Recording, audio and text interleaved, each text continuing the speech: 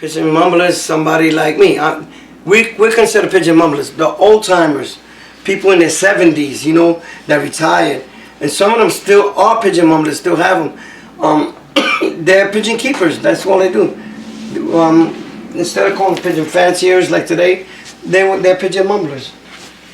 They just keep pigeons. There's something in their blood that just makes them keep on going.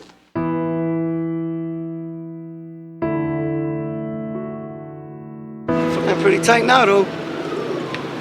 Got a good formation going. You're looking at the best pigeons in Bushwick. My name is Mike.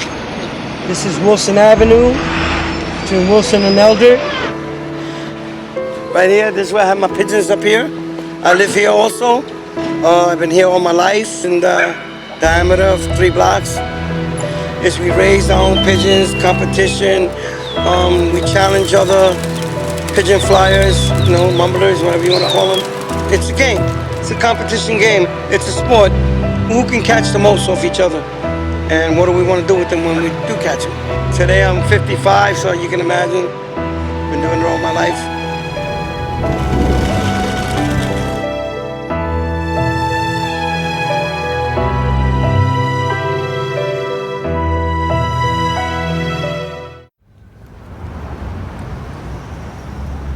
Right now you're in my apartment, 2nd floor. The coop is right upstairs in my penthouse. That's what I call my suite. So when you want to get out of the trouble from your home, just take it up to the roof. This on my left is a solid red tiplet, also bred here. This on my right is an almond tiplet. This is my white homer coop. They are racing white homers. The reason why the homers are different from the tiplets is because it's different families. If you was to put them together, you'll get cross stuff, like a Puerto Rican. If you cross him with something, he's mixed then. He's Puerto Rican and whatever, black, Puerto Rican, and Irish. And we want to keep the family in one tack, so we keep it like this. Homers with homers, tiplets with tiplets, flights with flights. So. What about street birds? Street birds, wow. 9 kind of disease on a street bird. What do you call them? Oh, they're called clinkers, rats, parkies. They got a lot of names for them birds, you know? Rats, bats, they call them all kind of shit. But those are diseasable birds. You don't want to put none of them birds into a stock. Them birds are so used to eating so much garbage from the street that they're immune to anything, nothing could get them sick. The homers was meant for long distance flying. These birds, these homing pigeons do 500 miles, where a regular bird probably can't make 500 miles. You know, and the tiplets are roof birds. They're meant to just fly around, catch other pigeons. You know, same thing with the flights. They're basically the same thing. They're roof pigeons going around trying to catch other people's pigeons. This is a dark checkered grizzle tiplet. These are the bands that I fly, which is a spiral band, like with red rubber hose around it. And it specifies who I am and whose bird it belongs to. It's like an identification tag beside the band that I fly, which is just like a trophy band. Like these are trophy bands over here. These are all trophies. These are all birds that we have caught. These are Machos bands. This is the Matches Brothers. The green ones are Franks. My partner over there, that big cat over there sitting down. See the big fat guy over there? That's Carlos over there, that big guy. He's my what they call that? My bodyguard. So when the guys come to get their pigeons back, I send him on them. These here I got caged up. I'm partnered with Mikey, so what I do in the morning, take care of the birds here. I give him a call. I say, look, I fed and watered the birds. This is what's left to be done. He comes in the afternoon, and then he finishes up whatever else that needs to be done. So what we're trying to do is train our birds to get used to the coop. What really holds these birds here is the water and the feed. Birds stay to where you feed them. If they were bred up here, they have a better chance of having more pigeons. The object of the game with the flights and the tiplet is to train our birds to fly, go up high, maybe move out 4 or 5 miles away, and be able to come back in. But the object of the other fellas is also to try to mix their flocks with ours in order for them to capture our birds. And that's the game that we have, air battles. But their job is just to mix them, bring them here, and bring them down. When then it's up to us to catch them. You want to look into the mic loft? There's all templates in here. These are my commandos. That's basically it. The rest is performance, I guess now. You want to see them fly.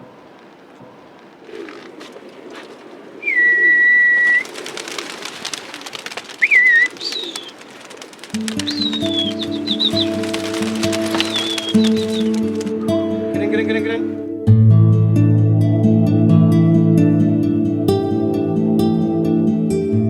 See the way they're flying now? I would just go. And they'll do that turn. We call ourselves the Foo-Foo Loft, which meant fly us FU. But we fly under the logo Mikey's Outlaws. Oh, this is the fluorescent M sign. A Big Mike. It's so like when somebody catches the bird, it's like a goof because they'll look at the band and say, "Oh, whose band is it?" First it was Mikey's Outlaws. The Sky's Mine. And then this year I went into that Foo-Foo Loft thing because Carlos said, "Let's put this Foo-Foo Loft." I said, "All right." It's not a thing where you're stealing it. It's a game. It's called catch keep. You catch them, keep them. You can do whatever you want with my bird. You can eat them. You can sell them. You can do whatever you want with it. And the same thing with me. When I catch one of your pigeons, I do whatever I want with it. 90% I don't sell the pigeons back to the people because that's the game, to knock you till you don't got no more. You know, that's the game. So what I do, I'll sell them to the pet shop. If you want your birds back, go buy them in the pet shop.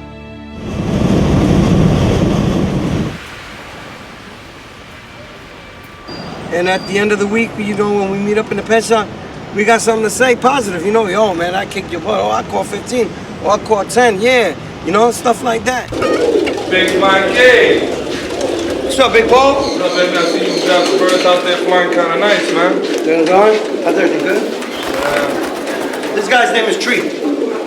Bird flying too. He's the Mattress Brothers I was telling you about. I'm not the magic brother. He's his cousin. Trouble. Hold up, I see a teeth I like. No. Come on, Tree. Come on, man. You feel me? The dog catcher, man. Yo, this is dog catcher. This is the weakest bird flyer in Bushwick. This guy don't fly his He bird. didn't even bring his partner because he didn't want to show both of the sides of his story. Nah. So he brought one guy. I don't want to show his birds. Man, you guys are mean. Look, everybody got their snaps here. Yeah, I know those. You keep Everybody buying them. Yo, he orders snaps every week because he needs to put them on his birds. I don't think so. I don't think so. Look, Every week he order bands. Because Mike got him Yo, on the screen. I haven't caught nothing because you don't fly your birds. Listen to this. Yo, Dave, that night, it was nighttime. I called you. I said, "Where my birds at, Dave?" What you told me? Flushing. They was in Flushing in the dark, bro. I wasn't there. In the dark. Says he never be there. I was In at the work. dark, baby. I fly. It I was- work at night. I work at night. My birds flying night while you work, you see? That's why. You remember that stock I told you? Look at that stock real low. That's his piece of junk. That's as far they go. Around the roof like this. Mine go up high. Mine go Is he up. chasing? I chase my birds. But I'd like to let you know that Mikey Outlaws tiplets fly very good. They're very smart tiplets. I've caught maybe one or two on them in the past when he was breaking them in. And I tried to hit him. They came over my roof, but his tiplets shied away from my flights, so I couldn't smell them. But God's honest truth, but he's got an outstanding stock of tiplets. Of all the tiplet flyers, Mikey in Brooklyn is number one. He has a reputation. He's got a very good reputation in Brooklyn, and everybody knows it. They might not want to give him the recognition, but he does. He's got my vote, and he's number one flyer of tiplets in Brooklyn.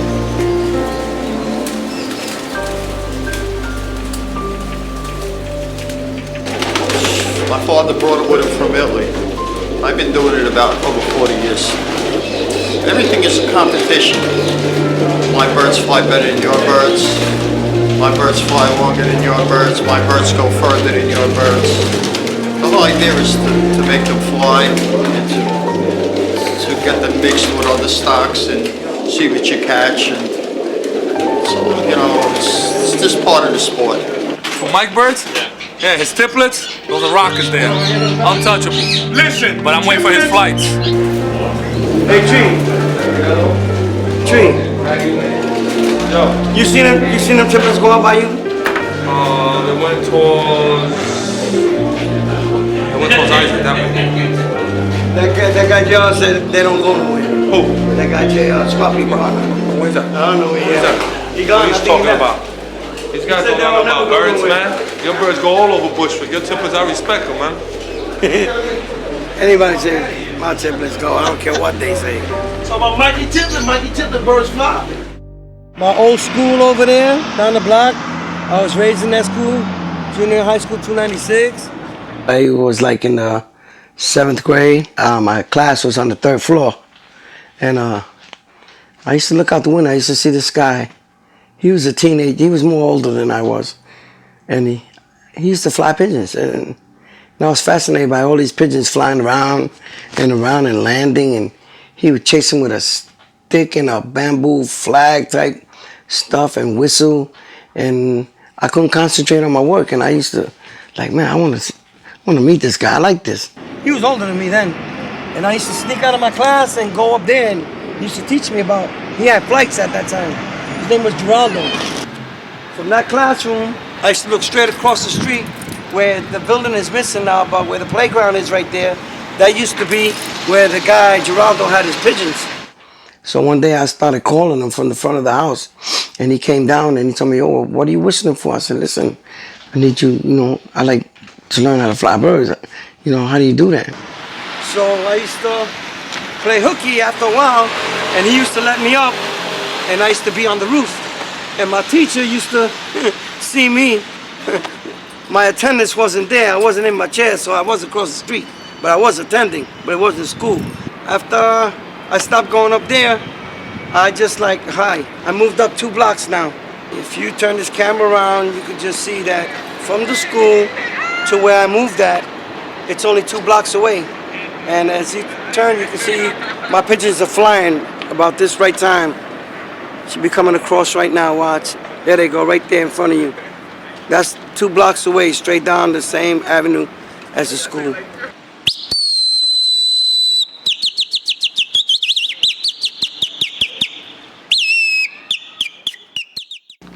I have flights and templates, mostly flights. I was like 18 there when I was training dogs. I used to train dogs. These are my sister and my niece, so I must have been like 19 there.